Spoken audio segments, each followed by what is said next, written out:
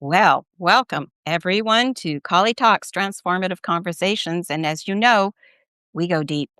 Collie goes deep because that's the only way I know how to live life is to find the truth, to find the roots of things so that people who listen, they can just breathe and go, oh, wow, okay, that's cool.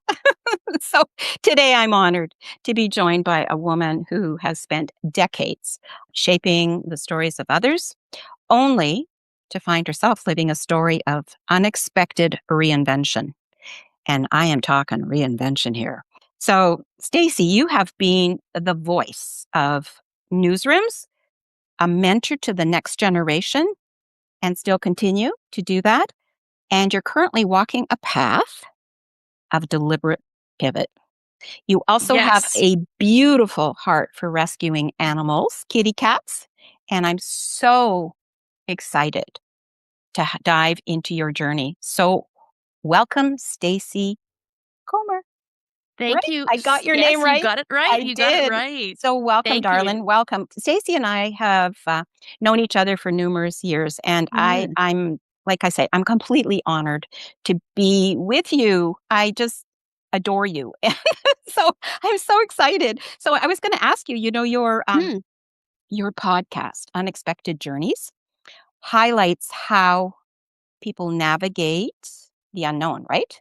So Yeah, when things that yeah, have happened to them basically that they yeah, that had not expected. yeah, and when the TV station that you poured your heart and your whole life into really was Mhm. canceled, what was the very first emotion that you felt? And how did you begin to decouple your identity from that news director role? Well, I knew you would start out with the tough, hard question of course first. First of all, though, but thank you for having me. I do Oh, very much appreciate telling my story and chatting with you. And mm, also that you're going to do the same for me. You're going to be on my podcast. So I'm very yeah.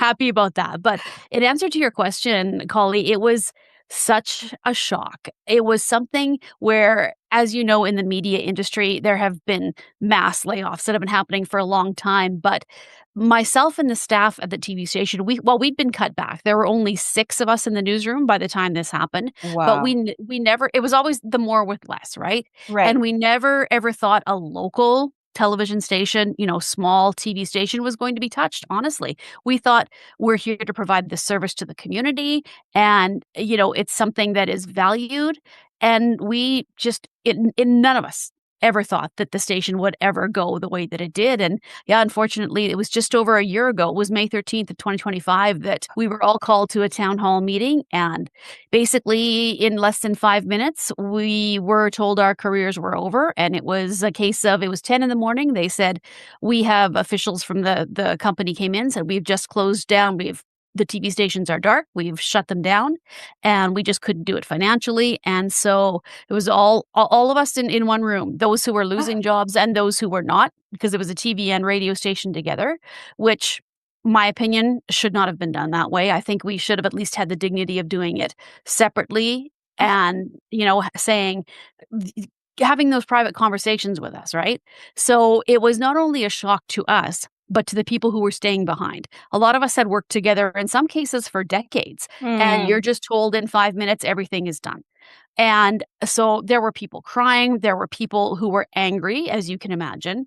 And shock. yeah, and as you said, Collie, this was a small station where so many people over the years, I mean, it had been in the community 60 years, Ah, and so many great broadcasters got their start here. We were, a funnel basically from Nate and Edmonton. mhm. We would have had thousands of students doing practicums over the years. Lots of them ended up getting hired and then, of course, moving on. There's still people who worked in Lloydminster. You can find them in newsrooms across the country.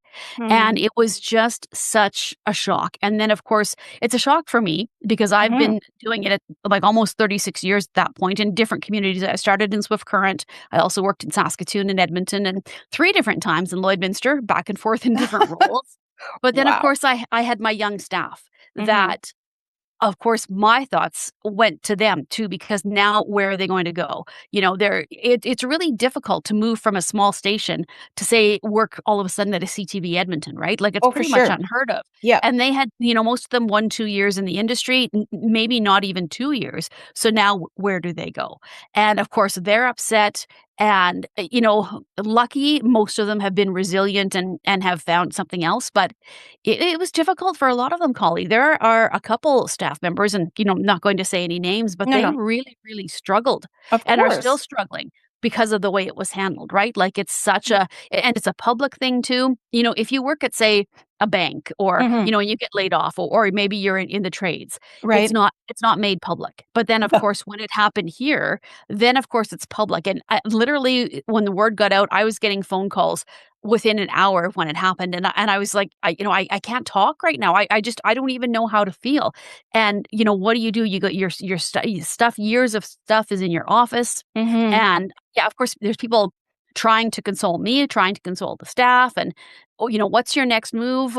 How do you find" you there's so many things that you start thinking of at one time because Wow. it had never happened to me. In 36 years, I had never been laid off, and I'd always worked for a company. So I Mhm. didn't I didn't know what the next move was gonna be. I'm not in a city where there is a lot of opportunity to do what I was doing in broadcasting. We were the Right. only television station. Now I do have radio background, but again, the radio stations here, well, first of all, one of them was owned by the company that shut the TV stations down, and the other one is a small station, great station, but they have, the staff that they need basically as well, right? It's not like they Right. have a whole bunch of new opportunities. So, it's still even over a year later, I don't feel like I have my footing. Right. When you do something for that long, it's Mhm. really, really difficult to make the changes and know what you're supposed to do. Oh, yeah, that's why I say, how did you begin to decouple your identity? Because it is you were the news director and you worked your way through and up to that. And I know because I've been to your station, I've watched you interview. You're brilliant and you're, exceptional at what you do. I was in the media in Toronto with CTV, so I know media people and I know and I knew you were and still are an amazing person as well as what you did was brilliant. And so oh my god, how did you decouple your identity? Well, I don't know that I have, to be honest with you. Right?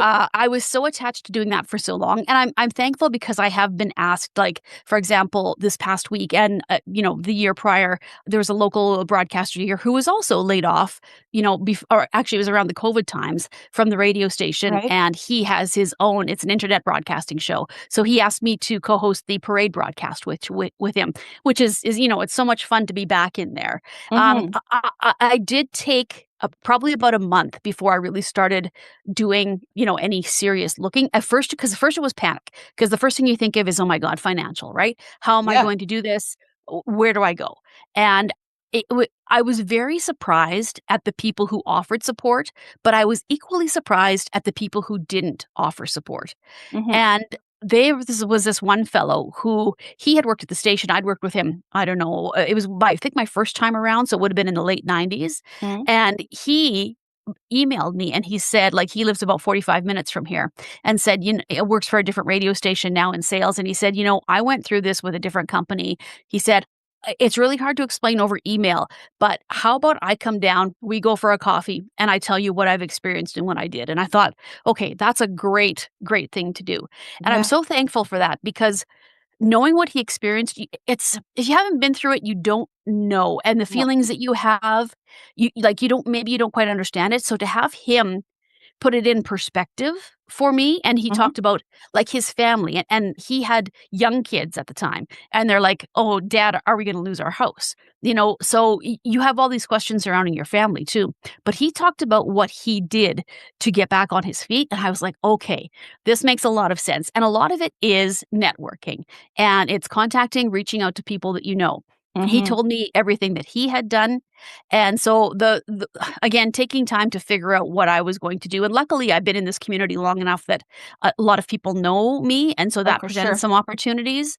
So, the first thing was a broadcaster from Edmonton has started a company about 3 years ago where she goes into schools and she teaches public speaking, Oh, courses for kids. okay. And so, basically, there's a lot of especially younger people that have lost that art of communication. Yes. And so she has developed a program, and it's such a good program, and she basically helps kids, come out of their shell and teach them how to be confident communicators, and it's not just students, it's corporate to, as well. And so Right. we had chatted back and forth a little bit. I'd reached out to her, and she said, "I think you'd be really good, given the broadcasting background, and so how about we try it in Lloydminster and in Saskatchewan and see, how it works." So I had to learn how to set up my own business because you have to do it as an independent contractor, Oh, yeah. which, oh my gosh, Oh my what gosh. like, what a learning curve because I'd always worked for somebody. Mhm. So GST number, PST number, registering your business. What's the name going to be? Taxes. And thank heavens I have a really good accountant who was able to set me straight, like right from the beginning to know what I was supposed to do. But I started working for them as an independent contractor, and it's still one of the things I'm doing. So I'll go into Oh. schools and do the, teach the kids the public speaking, universities and some corporate clients as well. But the thing is with that, it's great, but it's also it's not consistent, right?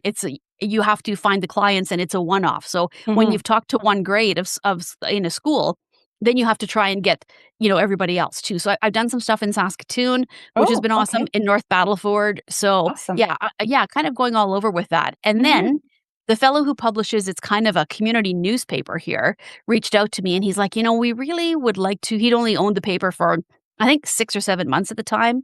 And he said, we'd really like your advice on how we can turn it into almost a Reader's Digest style of like a community magazine. And Oh, so I'm a consultant with them now. And so I've been doing that since January.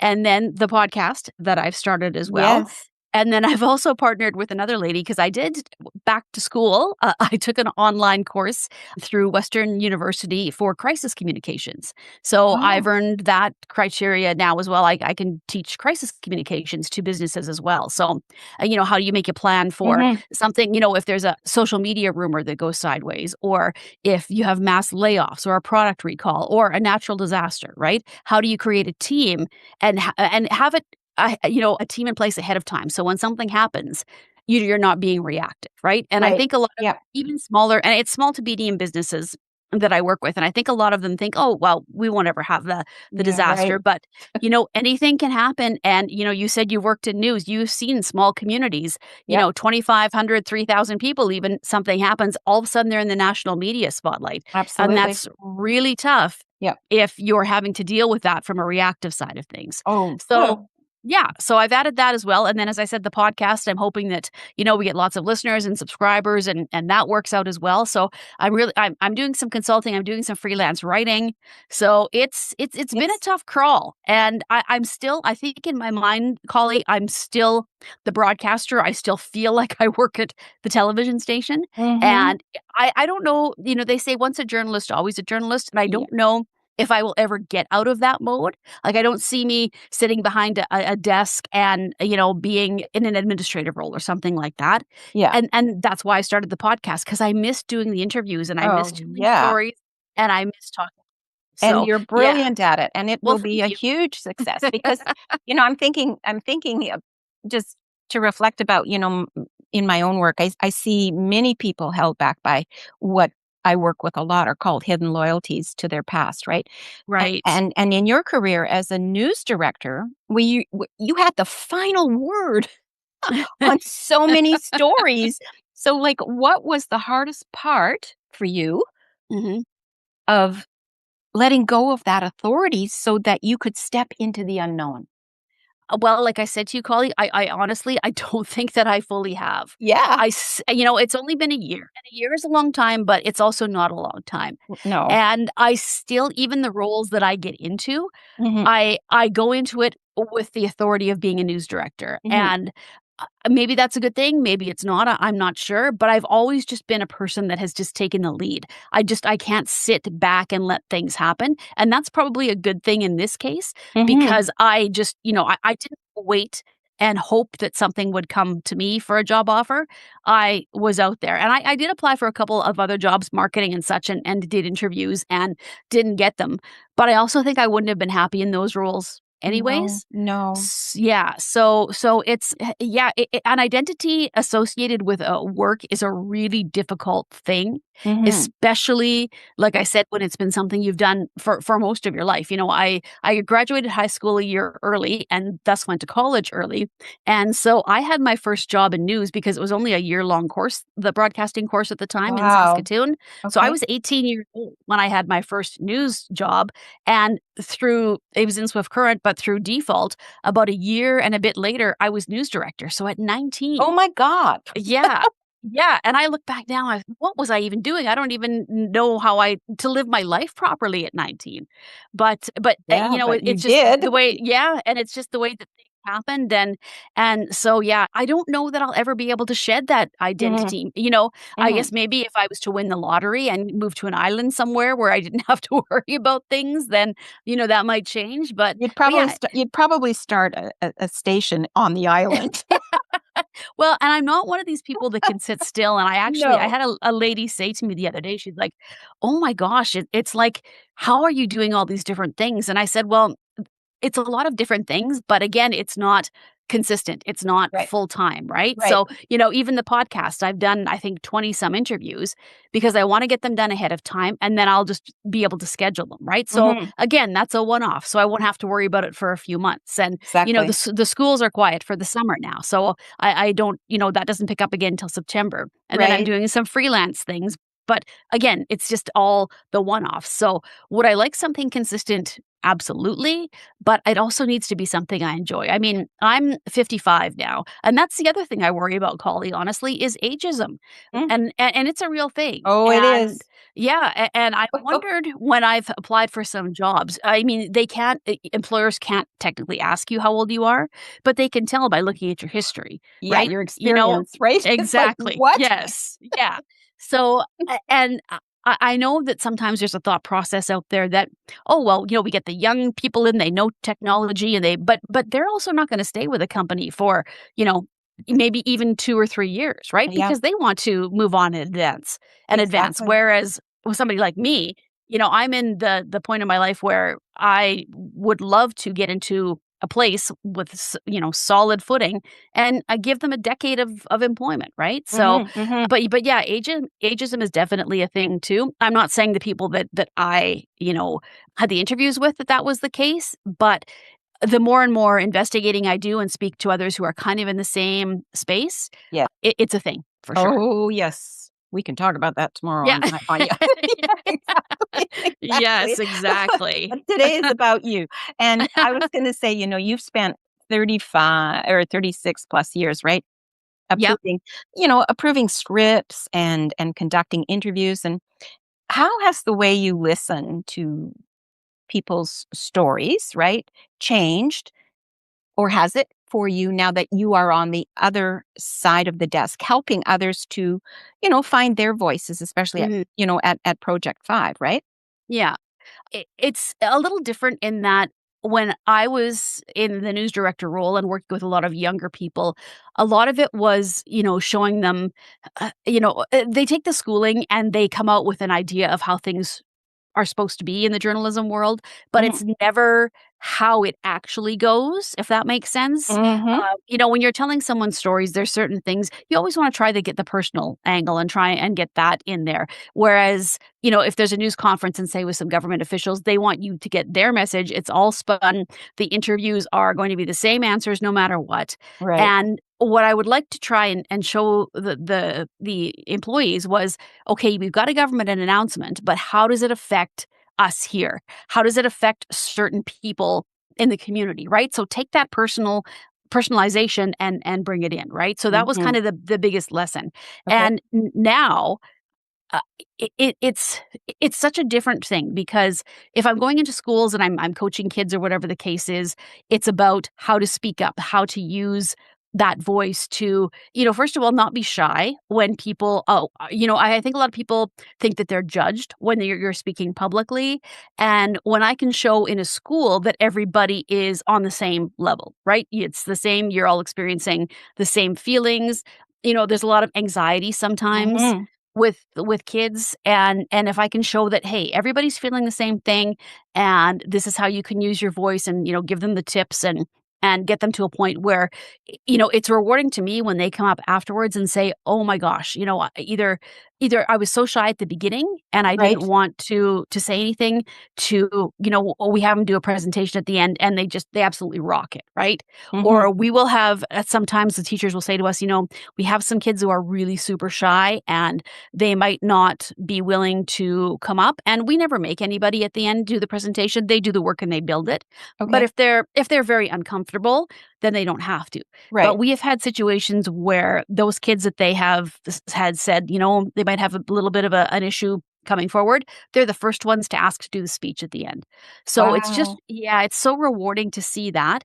And so Yeah. it's a different way of coaching things, right? On that Right. side, Mhm.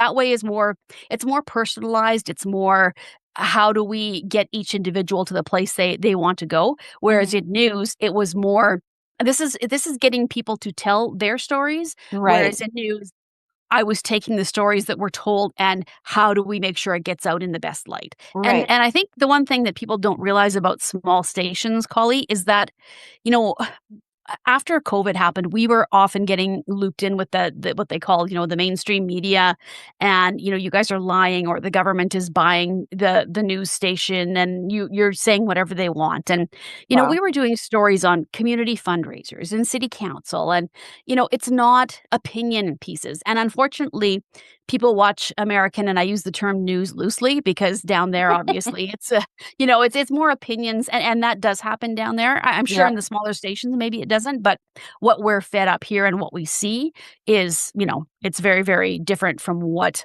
you see if you watch an American news station. And Oh. we were just not like that. But our staff would go out and they would come back discouraged because somebody will have made a comment or, yelled at them because they think that we're associated with a Mhm. bigger media channel that was out to get the negative side of the story. But like I said, our stories were about promoting the community, about, people doing good in the community and telling their stories. And Mhm. it's so, so unfortunate that that has disappeared now. And then it was like literally 3 weeks after us, the TV station in Medicine Hat was closed down. Same thing, small Right. community, all of those employees laid off. And now there's a city of, I think it's about 60,000 with no local voice. And Unreal. so we're losing people who were keeping others accountable, and not Mhm. just that, but telling great community stories and talking about the great things that were happening in the community. So when I was the news director, back to the original question, the Mhm. vision was, how do we tell these stories, and how do we find the stories in the community, the good stories? We were Right. never out to dig anybody or, get the National Enquirer version of things. It was always about being, that good community steward, right? So Right. Yeah. it's unfortunate that that's gone, and it's yeah, it's just two different things being in, a news person, and then, like I said, working with people, and even the corporate people I work with. Mhm.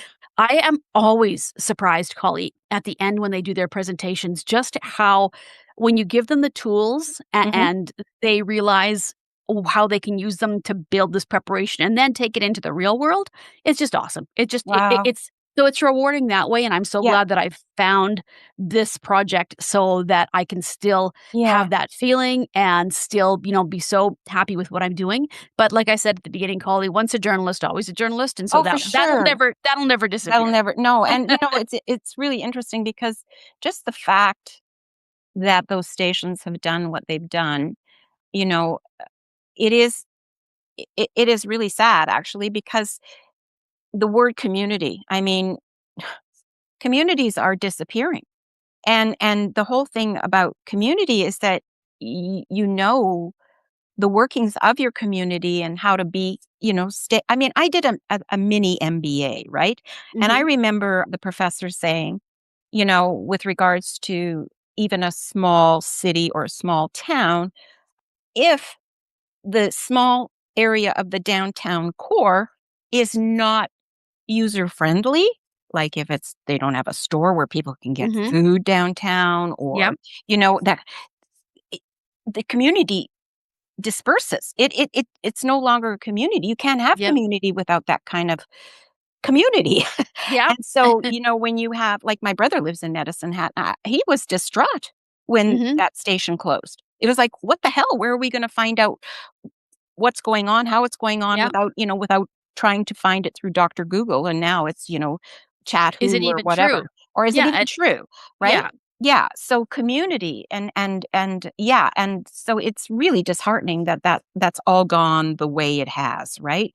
Well, And on the other side of that, colleague, too, is things like, for example, you and I were talking before we went on about the mhm, massive storms that moved mhm, through the area. So before, we had the TV and radio stations with live people, and, if there was an alert, it came across the yep, TV, or we'd get it out on social media right away because we were always front lines and right. there to make sure. Like, we had a tornado hit 20 minutes south of here last night, and I Crazy. could hardly find anything on the local media that's left here posted, right? So we were good for that sort of thing. And I hate to say it, colleague, but at some point that is going to come back and hurt the community because something terrible is going to happen. There's Mhm, not going to be warning. yep. Even I saw comments last night on social media. Well, where are you seeing this about the tornado? Where are you seeing the weather watches? Some people don't know where to find that. And especially we would find older people in the Oh, community yeah, loved watching our broadcast of because that's how they course. caught up on what was happening locally. The weather and the agriculture news obviously was super popular. We focused on local sports Mhm, because that's the other thing is a lot of the bigger stations now are just focusing on the major teams. So you're not mhm, going to see, your grandson who hit a home run at T-ball or, your granddaughter who scored a goal in hockey. Like you're not right. going to see that anywhere unless you're actually there.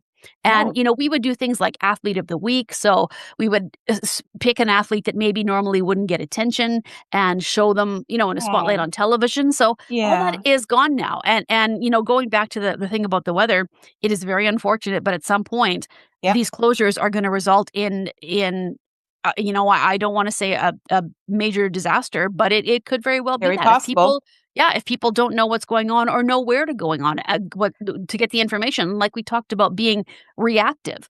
Right. In some situations, it's going to cost you if you have to be reactive. So, Mhm, yeah, mhm. and taking away these local stations, it's done that. It's taken away one of the outlets. It's I would tragic. say, yeah, major outlets Yeah. that could have given that information all in one place.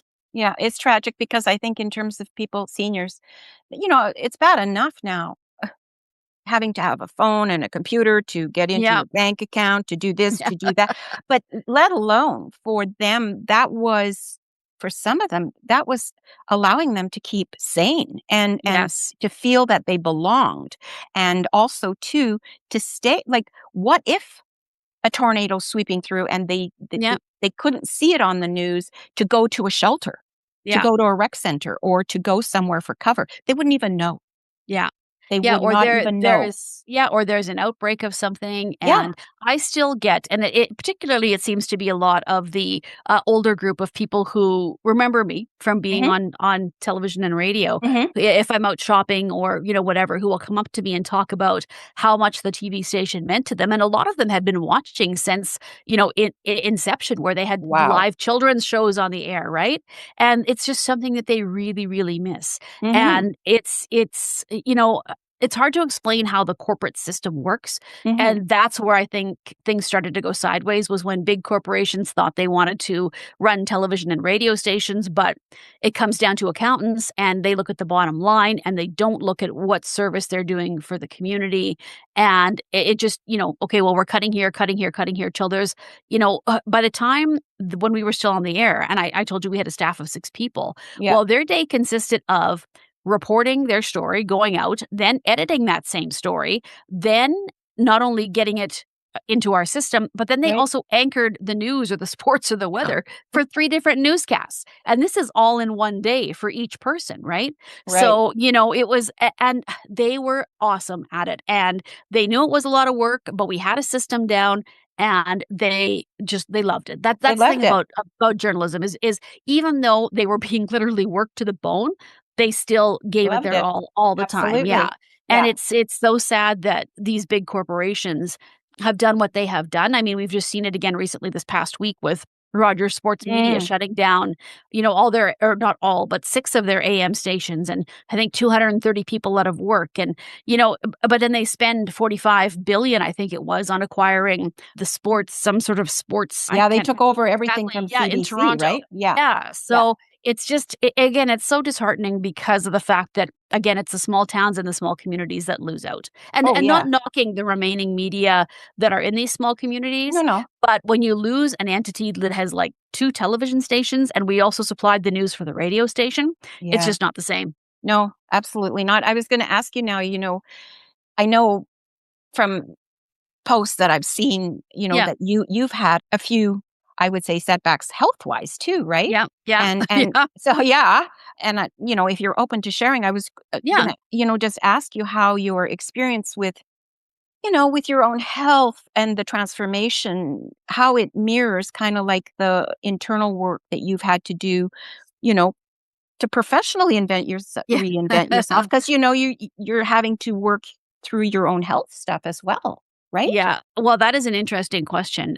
Just had knee surgery again here back in March, and this is my 15th knee surgery. What? So, yes, yeah. I started the first one I had was back in 1989, and, it just led to some other problems. I was in a very bad accident as well about 10 years ago, Oh my and god. it wreaked havoc on what I had done in my knee already, and so this time it was before when I had a replacement done, it was just the small parts, so, like, the kneecap and then, parts that were maybe a few centimeters long, but this Right? time it's a full rod that is from my kneecap almost to my ankle, Oh and my then from the word. top of my kneecap almost to my hip. So this is supposed to do me for, pretty much the rest of my life now, but it was at a time and before if I had to take time off work, I got paid, I was salaried, right? So Right. now I was off, I was almost 2 months and I couldn't work, and so I didn't get paid, right? So, Right. you have the added stress. First of all, you're trying to recover. Mhm. Secondly, you also have to go to all these physio appointments and, everything else and find a way to get around because I couldn't drive for, a bit. And then No. so you have to take cabs, which is not only cost, but then you have to find a cab where you can get the driver who's going to be able to get you in and out successfully because you Right? can't sit in a small seat because you can't bend properly, right? Ouch. Oh, So, oh. yeah, so Yeah.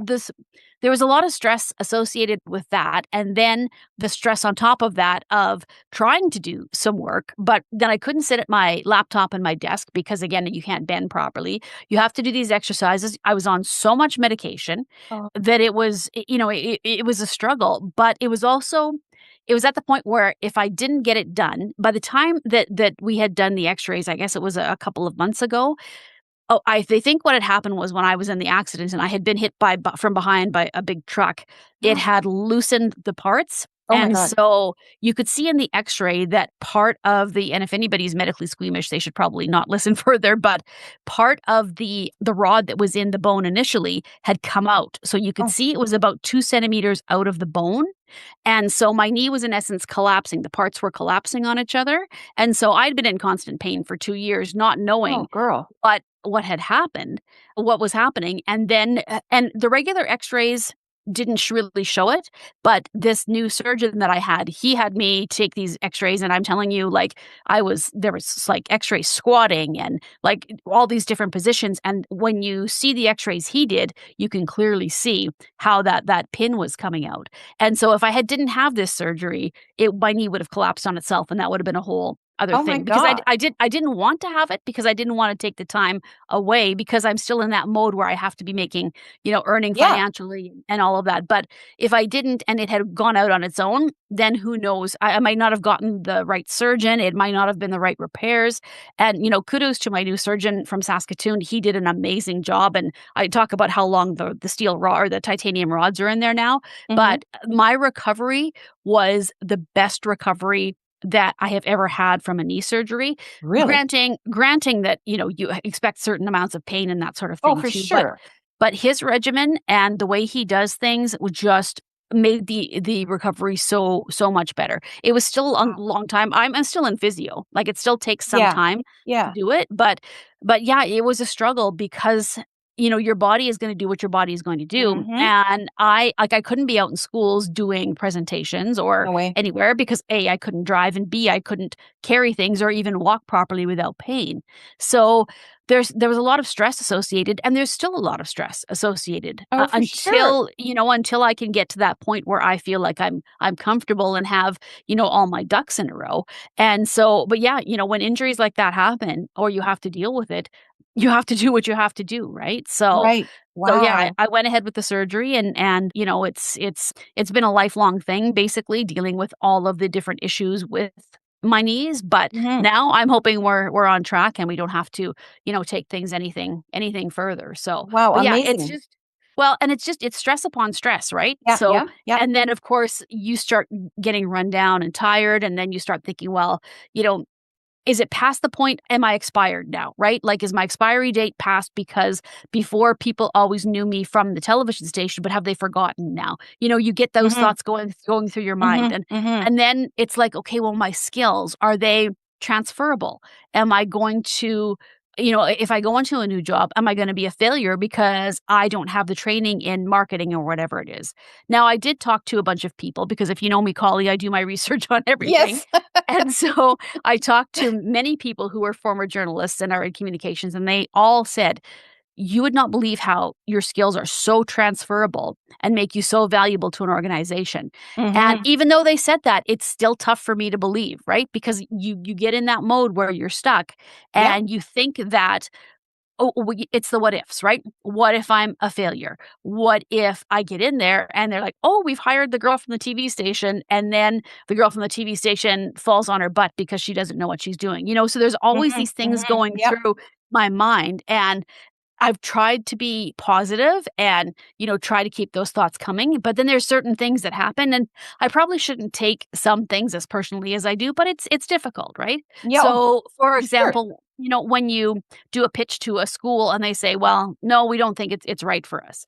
And I was like, you think, well, the lady who runs this program, she's booked for 3 years in advance in different schools, so why don't they wanna book me? And you don't go to it. Maybe it's a budgeting thing for them, or maybe they you know what I mean? You go Right. to the negative right away, and so Absolutely. it's really been hard to get out of that mode too, because of the fact that it seems like it's a personal blow to me every time that happens, if that Mhm. probably makes sense to you hearing Oh, that. completely. Well, it's interesting because I was gonna ask you about, because I talk a lot about dismantling the perfectionism trap Yeah.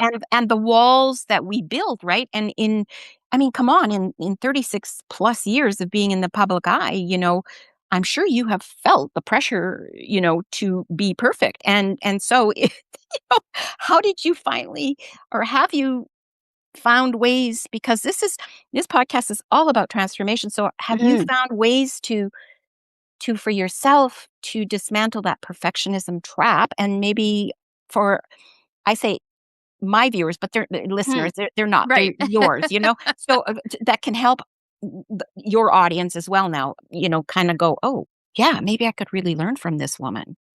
Well, I'm trying, and it's a slow process because of the fact that I was, in charge for so Mm, long. And, it's funny, I have a high school friend, and when I started recording the podcast, she's such a like, she's so smart, and she just it has I knew she'd be great input for me just to get feedback. So I sent her the first episode, and I said, "Can you just listen to this and tell me, what you think?" And before she even listened, she replied, "Well, you've always been an overachiever, so I know that it's gonna be good." yeah. So, this goes back, like, way, way to high school, and so you Wow. think about that, and then, excuse me, think about trying to lose that after the many years that I was and, television is a different thing, right? Hmm. It's again, you are in the spotlight, and like I said, when these layoffs happened, of course, it was all public, so everybody is seeing then that you were laid off, whereas Right. in a smaller, something else like I talked about, if you're a financial institution or something, it's probably your friends and family would know, but there was a news release issued, from head office talking about what happened, and Right. and the mayor is commenting, and the president of the company is commenting, and so you already feel like even though I know it had nothing to do with myself or the staff in the newsroom, you feel like you've let somebody down in a way, and Mm. then, it's all coming out publicly as well, right? So, Mhm. Mhm. excuse me, I my voice is going here, but Oh. I think it's from talking so much from the parade yesterday. Oh, But yeah, that'll do it. Yeah. but being somebody who, always and I don't expect this from other people, and I have tried to work through this, on my own and dealing with some therapy and such too. I Mhm. don't expect perfection out of others, but I am so hard on myself. Right. And, even I have no reason to think that this podcast is going to fail. I have no reason to think that based on past history, that I would fail in a different job, but my brain won't let me get away from that. Right. And I am doing some work, like I said, I'm trying to think positive about things, and I'm trying to, get a little better at not being so critical. And Mhm. Mhm. I will find it, and you probably have dealt with this with some of the people that you work with, Collie, too, is Yeah. that they have you get on a good stretch, and then it could even be a small thing that happens, and then you bring yourself right back down, Oh, yeah, and tiny then you little gotta trigger. yeah, and then you Yeah. have to, claw to work yourself back up to where you were. Exactly, So, right? yeah, so I'm working on that and trying to figure out how to become better at just realizing that, I'm good at what I do and that I have never or I shouldn't give myself a reason to fail. And I think that maybe what I deem a failure for myself is Mhm. probably not if you looked at it from the outside, right? So, Right. yeah, Exactly. uh, Exactly. yeah, and it's a lot of work. And like I said, I'm sure you have experiences with people that you work with, but it's hard when Oh, it's you are hard. in that Yeah. mode of always trying to be the perfectionist and maintaining that everything you do is, has to be a certain level. It's Absolutely. yeah, it's hard to back down out of it, It right? And that we go back, to the original question you asked me, Collie, about identity. Mhm. Mhm. Identity was tied up in being Stacey the journalist or Stacey the news director, right? So it has been a tough Oh, thing absolutely. to Absolutely. shift out of that, right? So It couldn't and not be. well, and my husband said to me, he said, "I don't know if you know how to be anybody but Stacy the whatever." And he wasn't trying to be mean, No, but no. he just knows that, I've always been that person that's been out there, and he's the opposite. He's an introvert. So it just even to think of him, if he has to think about doing something in public, he cringes, right? Whereas for Mhm. me, I Mhm. gravitate toward it, right? Right. Yeah. So, the question is, how do I back off? How do I, maybe tone it down a little bit? How do I take that perfectionism out of everything? So and like I said, it's only been a year, but it's difficult. It's Oh, for so sure. difficult. It's probably been the hardest thing that I've had to deal with out of everything. And yet you are transforming it because, I'm just thinking in terms of one thing is like you've received the King Charles III Coronation Medal. Hello, Yes. which Yes. is a massive honor. And, Thank you. what so that recognition, I mean, it has to mean something to you now Yes. because looking back at a career that was built on the service of community, how could it not keep you afloat? Because that is huge. I mean, huge.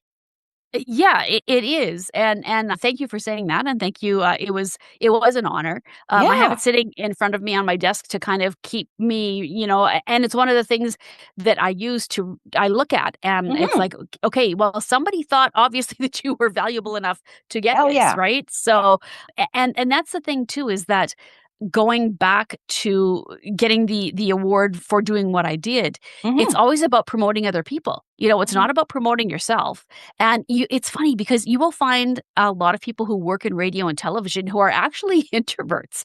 And, even though what they do is they're, in front of, in some cases, hundreds of thousands of people every day on the news, Mhm. they are still very shy. And it's different when you're in a studio with a camera, Mhm. one camera person, as opposed to being out and, in front of all those people, right? So, yeah, awards are nice, and it's nothing that I think most people in this industry expect as part of it, but Right? it's also nice to know that, and I still to this day, I don't know who nominated me for it, but it's nice to know that somebody thought that what we were doing, and I don't see this again as an individual thing. I talked about this with my staff. I said, Right? "This is something where it was because of everything that everybody in the newsroom did, right? Because we were out at all community events and we're meeting people and promoting causes. And so to me, it was a group thing. And it's great that I have it. But, and again, like I said, I look at it here just to remind me that there was whoever nominated me thought that, I was doing a good job. And it is a case of where, I'm honored to get it, Mhm. but I also have to realize that I have to go past it. Like, you can't just be satisfied just because, "Oh, I got this award," right? Yeah, So if right. that kinda makes sense, you It know? oh, completely, and yet I wanna stop you for a minute, and I want you Yeah, to reflect on the fact that, yes, I know that a leader in a team, there has to be a yeah, leader, right? And so, yes, it's all part of your team, but it's from your leadership that right, you could have even been nominated for this, because without you, the team wouldn't have been, because right. the team would not have been who they are at that time or were at that time if you Yeah, had not been who you were as a leader and still are. So, yes, when you look at it, just, you know, completely let it embody you, and yeah. yeah, it's your team, but you are the leader of that team, darling. Yeah, Right, absolutely, yes, right? yes. Well, Right? it's like I told you from the beginning, Collie, it's tough It's to tough. shake it's tough to shake the perfectionism and also the identity part of things too, Yeah, right? And absolutely. so, if you have any tips for me and for the listeners on, I'm sure that that's a much bigger thing than here's 5 things you can do, Yeah, but, exactly, exactly. Well, yeah, the thing about identity is I find so fascinating is that, a lot of people don't realize that when you are at home, you know, in your house with a husband or with children, or when you're at work with your team, you know, members, or even when you're in a grocery store, we're it's not that we're schizophrenic. We're playing yeah, different roles, right? We're that's different right. identity. So, we have in that specific environment, we have certain skills and capabilities and values and beliefs, and that formulates the identities in that specific environment. A lot of people get confused by not being able to transfer out of Yes. that because they go, oh, because it's like when I'm with my grandchildren, I'm not the same identity that I Right, am with right. you, right? I mean, Yes. hello, but I'm not Yep. schizophrenic, Right. right? But Yep. and that's not putting a bad taste about that Mhm. condition, that medical condition. But all I'm saying is, yeah, it's the shifting in the perspective of that identity in different environments, right? So Yeah, you can you. and, even at home, you hit the nail on the head, Collie, because at home, I am a totally different person. Mhm, It's like when you go out, you put on that persona, right? And so the people that when I'm out and about, the Stacey that I am there mhm, is 100% different than the Stacey I am when I'm sitting at home at yeah, the couch with my family and my cats and, whatever yeah, the case is. And what I need to do is combine a little of the home Stacey with the Stacey that goes out, and I think that that would start, mhm, maybe solving some of the problems, but it's again, I think there was an expectation for so long of and, we sign an agreement when we start with the company, and it's mhm, basically you are always representing the company no matter right. what time of day, no matter what you're doing. So watch what you post on social media, Yeah. watch how you behave in public, and that sticks with you. And I think Oh, that yeah. when you get used to that and you do it for so long, Yes. that then when you're out of it and even being out of it for a year, Mhm, it's hard to switch modes. And the other thing that I'm gonna touch on, Collie, is that because of the way this thing happened with the layoffs with us, mhm, it was not on my own terms. I didn't get to right, end my career on my own terms. right. I didn't get to say goodbye to the viewers. None of us did, and that was the biggest thing, the That's biggest so sad. takeaway from all of us as a group was that we didn't get to say, have one last newscast and say, "Thank you for watching and listening," because it Mhm. was just everything was taken out from under us, Yeah. and we It's went as a cruel. yeah, and Yeah. we went as a group about a week or so after this happened because we all needed time to sort things out, and so as a group, we went out to Boston Pizza for lunch one day before everybody started parting ways, and the manager came over. And it's funny because we were sitting in the back booth. We had just reserved the biggest space, but I guess somebody had recognized, several of us, and she came over and she says, "Aren't you the crew from the TV station that was just laid off?" And we're like, "Yeah, yeah, that's us." And she was just like she said, "We're so upset." I watched the news all the time. My husband watched the news. Mhm. We always enjoyed the programming. And then she bought us all our lunch that day, Oh my which gosh. was yeah, it was What a just and there was beautiful gift. yeah, and there was like Yeah. 10 or 12 of us there. So first of all, amazing that she did that. Yeah. But it was really kind of like the if I don't know how you put it, but like the seal on everything to know Mhm. that yes, we were on the right track and what we were doing was completely valid. Oh, for And sure. but again, it's not that full closure that you want. No. And I know I've looked in Thoughtful. the employees from Medicine Hat, the TV station there said the same thing as well, where they didn't get that closure. They didn't get to say, "Hey, this is our last newscast. We Yeah. appreciate what you've done." And it's ripped away from the viewers too. Like, Oh, they're yeah. saying all of a sudden, why is there no TV station, right? Like, what's happened? Just black. Because even and I took a photo of the screen the day when I got home just so that I would have it and show because it said no programming available or something like that. And Oh my god. so yeah, but there was no explanation sent out to people. Like there was calls thinking that it was a technical issue, Of like course. our service is out or something, right? So then, of course, when word got out to the community, and those first couple weeks, everywhere you went, if somebody knew you, that was the topic they were talking to you about. But yeah, it Wow. feels like I don't have closure because of the fact that I couldn't leave on my own terms, and that we weren't officially able to say thank you to the Mhm. people who watched us and supported us with advertising and everything because it was shut off. It was done. Well, So, it's cruel, and, it kinda reminds me of, in family constellation work and systemic trauma work, yeah. there's a thing called the bomb goes off, Yeah. right? And Yes. it the bomb drops it continues to drop in a family all the time when Yeah. there's chaos in family, dysfunction in family, and people don't know it's coming back all the way back from when somebody in their family was actually in war, and then it's actually intergenerational trauma. So Mhm. it reminds me of that. So what it would have done, probably to a lot of Yeah. people, is re-triggered their DNA to just black, and it's like a bomb dropping, and it's like, "Oh my god, now what?" Right? We don't know Yeah. where to go, we don't know what's going on. So it's very fear-based, and it's very cruel what they did. Very Yeah. cruel. Yeah. Yeah, Yeah, I agree, and the yeah. way that it was done was not the way it should have been done. Like I said, you No. don't put people in a room with a group of you who are being laid off and another group are not being laid off because there's No. still staff with the radio station here Oh my because god. they kept the radio station going. So you have not only traumatized the people who are being laid off, but like I said, have survivor's guilt, the ones who are still there. And, Absolutely. I've spoken with people because I'm still friends, obviously, with Mhm. most of the people who are at the radio station. And yeah, I mean, it was just as much of an effect on them too. Of course. So yeah, I mean, I don't know how it's normally done when they do Right. mass layoffs, but I don't think this was the way that it should have been done. No, no, absolutely not. You know, I'm thinking in terms of we're gonna shift energy here Yeah.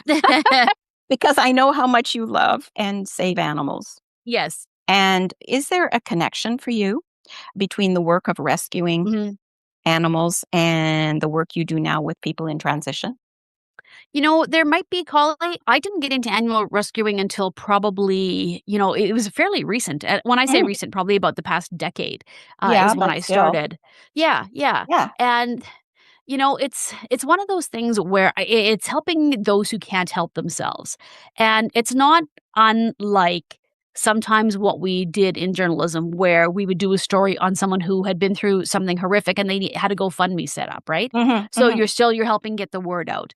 And with animals, again, it's about feeling rewarded because you helped them out of a bad situation, right? Right. Or you don't know and it's hard because we don't know what their stories is, and that to me, that's what I find out, or their stories are. That's what I find is the most difficult thing about being involved with rescue as a volunteer is that Mhm. animals can't tell you No. what their story was. But I see so many times where they are easy to forgive no matter what's happened to them, Mhm. and they can sense when a good person is there. right? Mhm. They know when you've come to help them. So is everything connected? Probably. It's hard to really kind of sort it out, but Mhm. I would say, yeah, that it's all somehow connected in the grand scheme of things, right? Yeah, absolutely. And in terms of definitions, like, I'm thinking in terms of defining the word resilience, and not Yeah. as bouncing back, right? But Right. to how things were, but as growing forward into something entirely new. So Yes. what would that definition look like for you today? Well, that's a really great question, Collie, because I think when you hear the term resilience, you often Mhm. think it's somebody who, as you said, has bounced back Right, from one thing, right? right. But I also think being resilient is having to constantly deal with change and pivot and try to keep moving forward because Mhm. you feel like you're knocked back and you're not where you want to be and you're thrown out of your orbit, but you have to find new ways to do things. So, Right. yeah, resilience to me now means a different thing exactly because of the reason, exactly because of what you said. Yeah. And it is for me now it looks like doing the best that I can with all the different things that I'm involved in, but always and I don't know that I'll ever be settled. It's going to be a difficult place to get Mhm. back to Mhm. be when I say settled, I mean where my brain is calm, where my body is calm, and I am not always thinking about what the next thing is going to be. Yep. And part of that, like you said, with the resilience, it definitely means something different to me now. Mhm. I feel like I have been resilient. I haven't just sat down and said, "Okay, well, I can't find anything, so I'm going to try and use the social welfare system and Yeah. just, take whatever money that you can get or however." I'm not even quite sure how that works, but it's just trying to keep going and find things and talk to people and get out there, and it is tiring. A lot of days Oh. it is tiring because you're also switching brains, right? So maybe the first half of my day I'm dealing with things with the community magazine, and then the next half of the day is the podcast, and then no days off. You know how it is, No. right? So even Saturdays and Sundays I'm up in my office because, oh yeah, this needs to be edited or this needs to be done. And when you're your own boss, it's Mhm. such a different thing. There's nothing that's categorized into, and yes, it was technically a Monday to Friday job being the news director, but you're never not connected. So there was always emails or something, on weekends or Right. evenings or whatever the case was, but it's still different. Yeah, no, yeah. And being your own boss is its whole other thing. And when you're trying to keep the wolf from the door, Oh, literally, yeah. resiliency, like I said, it definitely means something different to me now, and I keep pushing and keep going, and hopefully this is all going to come in a roundabout way, and I will people keep saying, it's in the end, you're gonna see it as a blessing, and I'm sure I will get to that point, but there's still a lot of anger for the way things Mhm. were happen, and Yep. again, I'm sure, Collie, that you have dealt with Which is yeah, right that to have it. You yeah, need to yeah, feel it. Yep.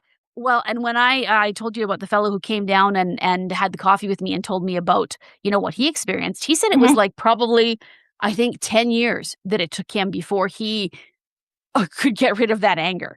Yeah. So, it's only been a year for me, and Yeah. I will see things and there are triggers. There are certain things that trigger, and I then go right to that anger, and I'm trying to get better at that too, but as I explained, it's just so much that happened and the way that it happened and not being able to leave on my own terms, and, Mhm. you think about, "Oh, do I have enough in my savings?" And, all these things go through your head, right? Oh, So yeah. yeah, it's the anger, but the anger is also causing me to be resilient because I want to be successful. I Yep. don't want to think that what the people did to when I was a part of the layoff ended Mhm. me, right? I wanna Right. make No, sure hell that no. I'm Yeah. one up and at some point in my life, and this is probably not a good thing to say, but there's an opportunity for successful revenge, if that Yeah. makes sense, where I'm in a Absolutely. yeah, where I'm in a position and I can say, "Okay, you let me go, but look at me now," right? Yeah, absolutely. The best Yeah. thing to deal with resentment and anger is revenge, successful Yes. revenge, right? Yes, Yeah, yes. absolutely.